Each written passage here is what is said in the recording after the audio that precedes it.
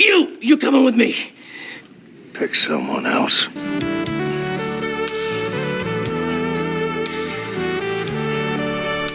Three Fugitives is a 1989 crime comedy film directed by Francis Verber that would find box office success.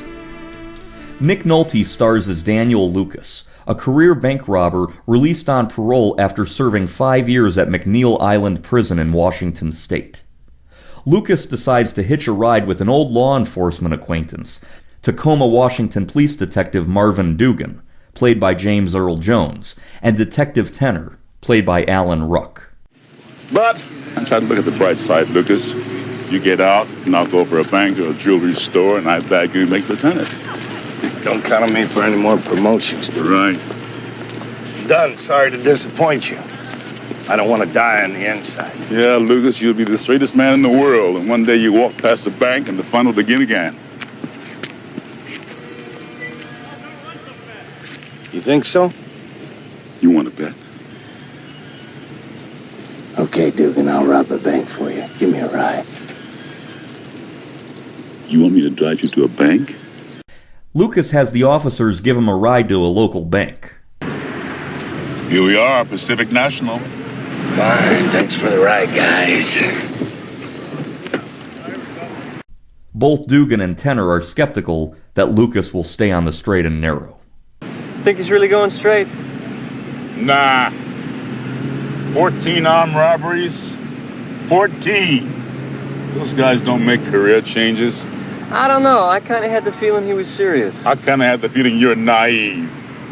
As Lucas is opening a new account, Ned Perry, played by Martin Short, runs into the bank and holds it up. Hands up! Hands up! Stick 'em up! This is a holdup!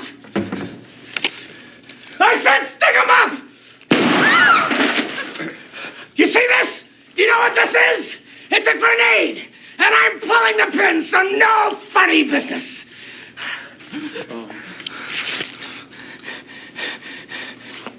We have a 211 in progress at Pacific National Bank 48. Holy shit!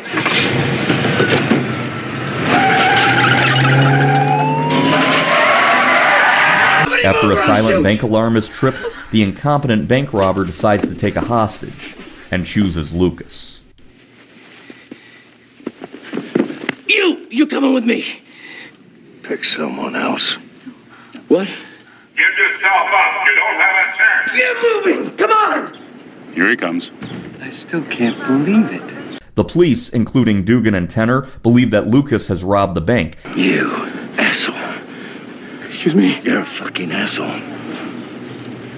What's this game here? Okay, Lucas, I'm listening. Tell us what you want. I don't want anything. I'm the hostage. What do you say? He said he's the hostage. After entering a vehicle, Perry accidentally shoots Lucas in the leg. I'll do it. Ah! Sorry. Terribly sorry. Why did he shoot? He never shot anybody. An enraged Lucas demands that Perry turn himself into the police and admit that he was the one who robbed the bank, but Perry refuses to do so. I haven't done anything! He set the whole thing up! Arrest him! He's the one! Just get him up, I said! Get him up!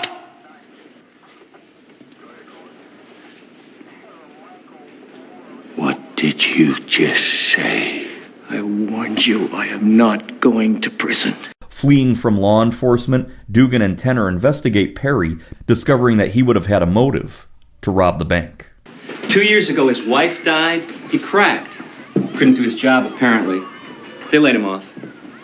Lately, he does telephone sales, magazines. Why doesn't he just get a better job? A breakdown, would you hire him? The sure thing is, I wouldn't hire him to rob a bank. The daughter's 6. She's not normal. What's wrong with her? Don't know exactly. She's in this special school. Must cost a fortune. Perry takes Lucas to a senile old veterinarian friend of his father, Dr. Horvath, played by Kenneth McMillan. What is this? A friend. He's been wounded in the thigh and he's lost a lot of blood. But can you just take out a bullet and bandage the wound? Poor little doggy. Was he hunting? Stupid hunters. Are you okay, Dr. Horvath? You'll be fine. You just lie there. Dr. Horvath will take care of you. You'll be better in no time. You'll see. Oh, nasty wound. Very nasty. Poor little Poochie. I have no anesthetic.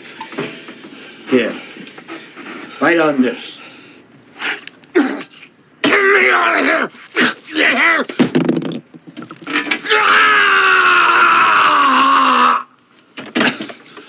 Be better to put him to sleep. While there, Ned reveals that he has a young daughter named Meg, played by Sarah Rowland Doroff, who has been mute since his wife passed away. Hi. Do you remember me? Asshole. Yes, it's me. How you feeling? No offense, but because of you, every cop in the state is on my ass. What do you want me to do? Cry? No, I want you to help me. Ned asks Lucas for help in getting a fake identification so that he and his daughter can slip out of the country. You know why I robbed that bank this morning?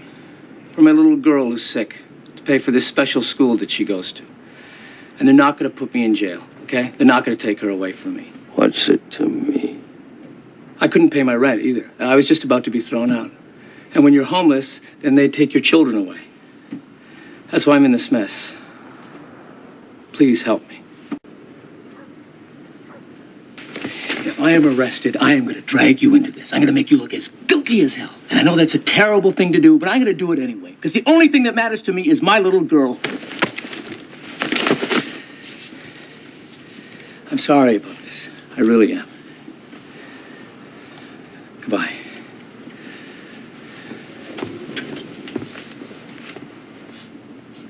Asshole. Yes?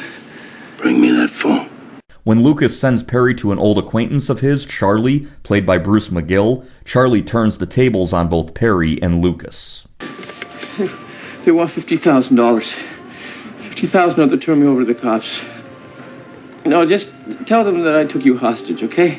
So? What is this hostage shit? He took you hostage? This little fart, who are you kidding? No, you listen to me! Either I get $50,000 in 24 hours, or Al Capone here can tell his story to the cops. Meanwhile, young Meg begins to attach herself to Lucas, and he finds himself endeared by the innocent child's kindness. Here, big guy?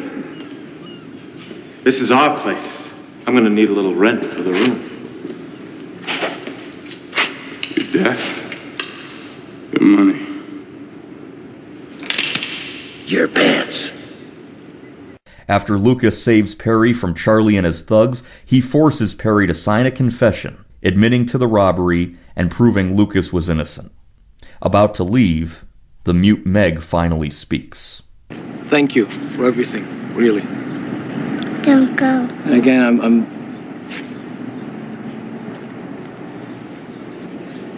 There's something I have to say to this man, sweetheart, so we'll be right back, okay?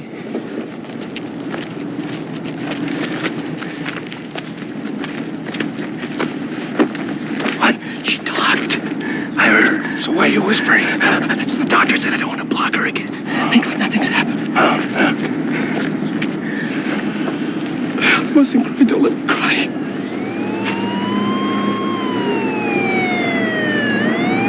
Can't hang around here. It's too dangerous. Oh, God, here it comes.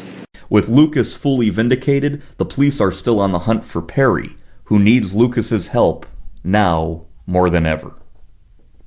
This film is a remake of the 1986 French film The Fugitives by the same director. This movie was filmed in Tacoma and Seattle, Washington, as well as Los Angeles, California, from April through July of 1988. Martin Short's character was previously played by Pierre Richard, who also appeared in the 1981 French film La Chèvre. Short once again played that role in an American remake of that movie, 1991's Pure Luck. This was one of a number of mid to late 1980s comedy films with the word 3 prefixed in the title. Those films included Three Amigos, Three Men and a Baby, Three Fugitives, and Three Men and a Little Lady. When Martin Short is robbing the bank and bites the pin on the hand grenade, his mask, a nylon stocking, snaps open and exposes half of his face. Apparently this was entirely unplanned, even though it was a moment of comic genius. When Martin Short was asked about the shot, he quoted the director as saying, "Sometimes God gives you a gift." This was actor Kenneth McMillan's final film. He died of liver disease less than 3 weeks before this movie opened. Coming out in movie theaters on January 27, 1989, Three Fugitives was a box office success. In fact, the movie grossed a total of $40.5 million, and it opened at number 2 nationwide and then moved to number 1 in the country in its second week. Between January 27th and March 5th, 1989, Three Fugitives remained in the top 6 highest-grossing films nationwide in the United States. Critics, however, were less kind to the film. You've met lots of criminals, Roger, that when they see a little girl, they immediately decide to change their form of behavior and just stick around. I mean, here once again, that just doesn't work. That's the central fulcrum of this movie, that the little girl is going to keep these two guys together because there's no other reason for them to be together, because they want to stay free. But a little girl is going to keep them together. There's no suspense in The Three Fugitives, and it neither showcases the dramatic talents of Nick Nolte nor the comic talents of Martin Short. It's a lame film. Well, I didn't like it, but I guess I liked it a little better than you did, because the opening scene, Martin Short trying to stick up that bank, and he has a series of things that go wrong. That's funny. There was a supporting character. You've forgotten Kenneth McMillan as the veterinarian, who treats everybody like a dog. But I didn't buy that at all. And so he thinks that Nick Nolte is a dog. And I didn't buy that. Well, no, that's just a set piece. I didn't believe it at first second. I thought it was funny. So there were a couple of funny moments in the movie, but in general, you're right in that it's a complete contrivance. And the ending is really lame. There's a one-liner at the end that goes to a freeze frame that reads like the sort of way that some high school kid would end his videotape version of the same movie. I mean, it's one of those, it's just one notch above, and then it was all a dream. It's so stupid. You bet. I saw this movie as a kid way back in the 1990s. I think I had it taped off of the USA Network or something. I like this movie, but I do think it runs out of steam in the third act. Had the little girl been kidnapped by the thugs and Nick Nolte and Martin Short had to shoot their way to save her or something like that, I think it would have spiced up the end of the movie a bit. With the third act being that they decide to dress Martin Short and drag and cross the border, I always felt like the movie ended on sort of a lame note.